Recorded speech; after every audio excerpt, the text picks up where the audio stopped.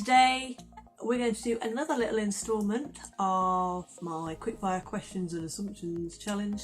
Let's do a few more questions. Uh-oh. What's in store now? Thoughts on the W series? I have no idea what that is. You have to explain. Racing. You know the all women's racing league. Oh yeah.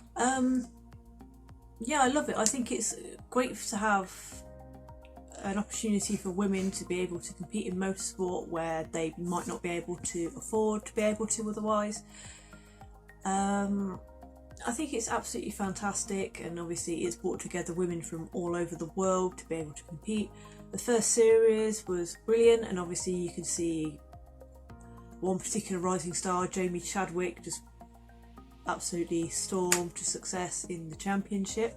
But there's also hotly fought competition. So for example, the comeback from Emma Kymäläinen, who was injured during the first race, missed a few races and then came back about halfway through the season, had no points, was behind everybody else in terms of points, and she absolutely took her comeback by storm, and it was brilliant to watch her come back.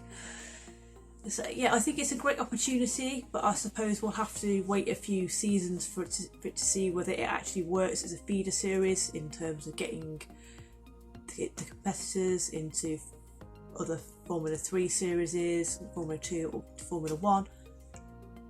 However, from 2020, the W Series is going to be eligible for super license points for the FIA super licenses, so hopefully that will make a difference, and I'm really excited to see that. And plus it's more motorsport, and I'm like motorsport mad, so anything motorsport, I'll have it, thank you. This bloody annoys me because they keep using the wrong version of your.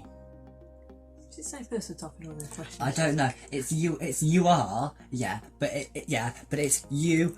It's you, apostrophe R-E, not you with an R in the end. Thank you very much. The pronoun, not the contraction. Yes, it annoys me. Sorry, no offence, but it annoys me. You're not a true F1 fan because you've never seen a live race. I have seen a live race on the telly. I can't afford to go and watch like a live race at the track, and to be quite honest, I think you probably get a better view on the telly. Anyway, seeing as they have to set all screens around the track to go and watch it, I would absolutely love to go and watch it. I did buy a ticket for the 2019 Silverstone Grand Prix, but I had to sell it after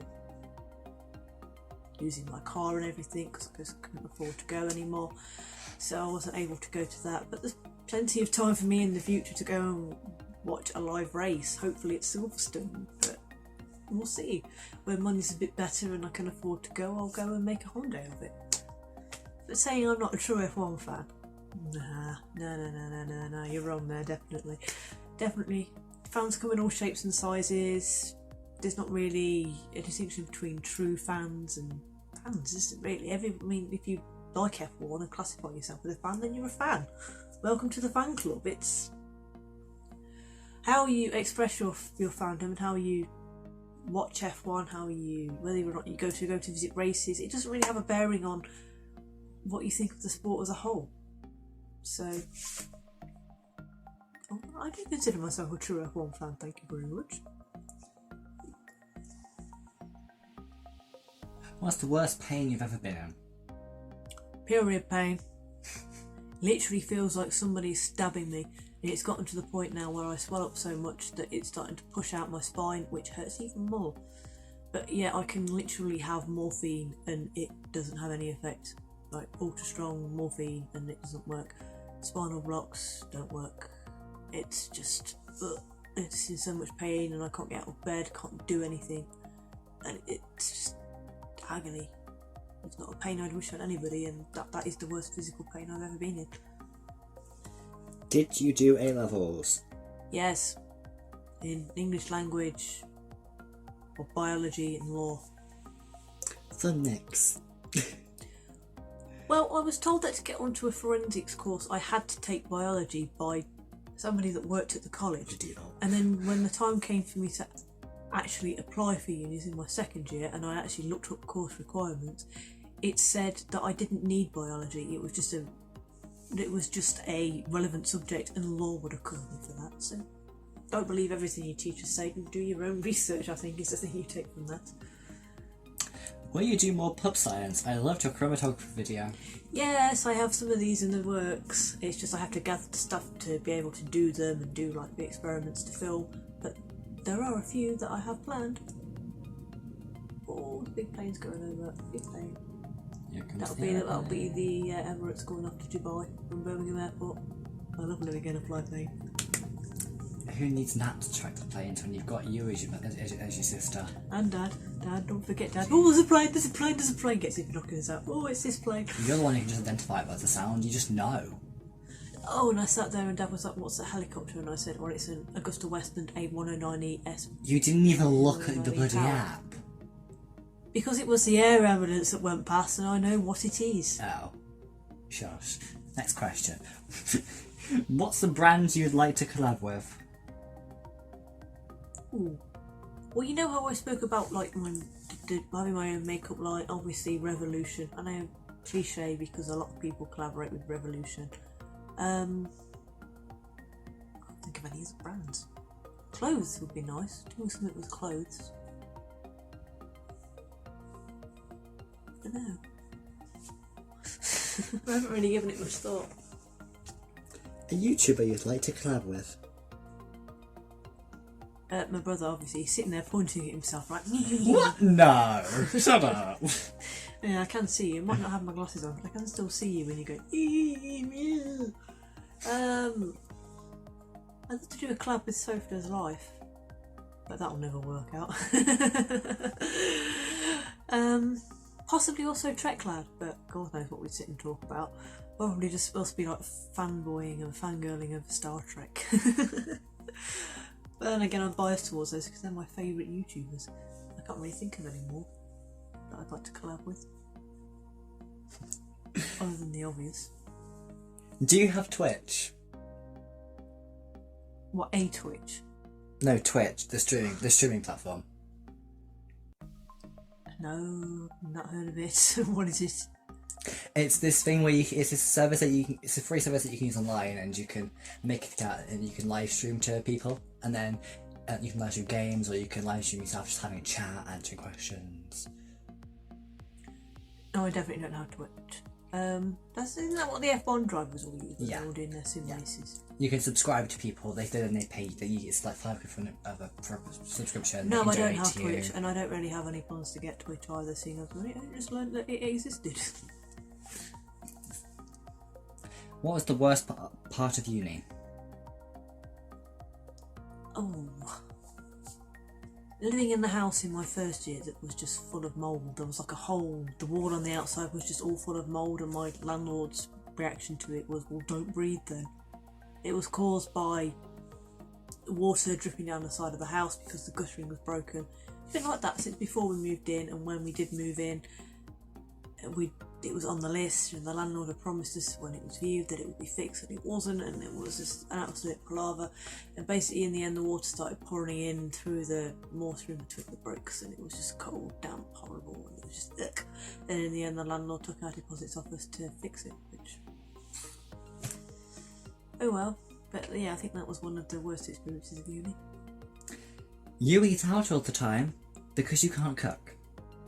I can't afford to eat out all the time. That and the fact I can be quite a fussy eater.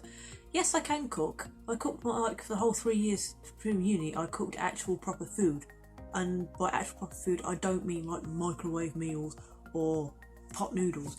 Like I literally made my own pizzas from scratch, made pasta bakes from scratch, did ratatouilles and soups and stews and all sorts. You never had a takeout, did you? Once, chippy. I really wanted to eat fried Mars bar. Gosh, But once in the whole 3 years I had takeout. Big away. Apart from a weekend visit. Oh, you went to Pine Vine, yeah. Oh. You failed your A-levels. I didn't fail my A-levels. Like at A-level, D's and E's are still passed, well, counted as passes. I just didn't do very well in them. I had a bit of trouble in my second year with poor mental health and with the members of staff there that weren't very good at safeguarding.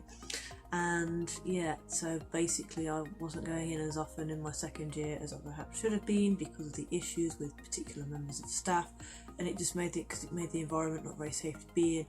And so in the end I think I missed like 6 months of my second year, and yeah, that was it. I missed about 2 Didn't months of fail. mine. You're smart, but you're lazy. Lazy when it comes down to work. Lazy when it comes down to work, not really. I work hard. Lazy when it comes to housework, yeah, definitely. But not when it comes to actually like doing the hard work, doing the hard graft. No, chuck my all into that. You like to stir up trouble. What, like with a wooden spoon? No, I don't like to stir up trouble. I don't like confrontation or anything, or gossip. I'm not even remotely interested in any kinds of gossip about people. It's just, nah, whatever. Your life's your life, so get on with living it. I'm not remotely interested in what you did, because quite frankly, you ain't me. One thing you've changed about the world. Just one. I don't want to just pick one.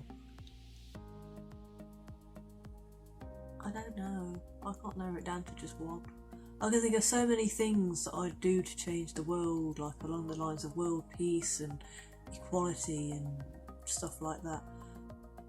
But I can't focus in on just one of those alone. So I'm going to say I'd invent a milk-free dairy milk. That would be the one thing I changed about the world. Would be to create a milk-free dairy milk. A non-dairy milk chocolate bar. Oh my god, what contour do you use? Your cheekbones looked so good in your most recent vid. Well, you know how I said, oh, I'm kind of flattered. Oh, yeah, it's just good lighting. You know how I said in like a couple of these questions previously that I don't wear a lot of makeup? Well, in my past videos I haven't worn like any face makeup at all apart from mascara and a bit of stuff on the lips. So it's basically good lighting and being blessed with cheekbones, basically. But thanks for the comment, I'm kind of flattered. The contour that I use the Avon contour, and I also use one from Revolution, the Ultra Fair palette in CO1. But no, my face is just obviously naturally contoured. Thank you, whoever said that. I feel quite flattered. You're really competitive. Yes. Yes. Well, I am too. I think it runs in the family. Do not ever play Monopoly against me, because I am that competitive on it that it just doesn't work. You stole Mayfair from me. You stole Part Name from me. You're nicking stuff out the bank, yeah. What about? I saw you take 300 out of the bank with Pass and Go. That's cheating. But yeah, I'm super competitive. I suppose it's like the natural born racer in me. That's the end of this video. Thank you to everybody that's taken part and sent in questions on my Twitter and on my Facebook and on my Instagram. I really hope you enjoyed getting some answers to some of your questions and assumptions. I hope you know a little bit more about me now as well, and you found out kind of what I'm like as a person. So if you like this video, don't forget to give me a thumbs up.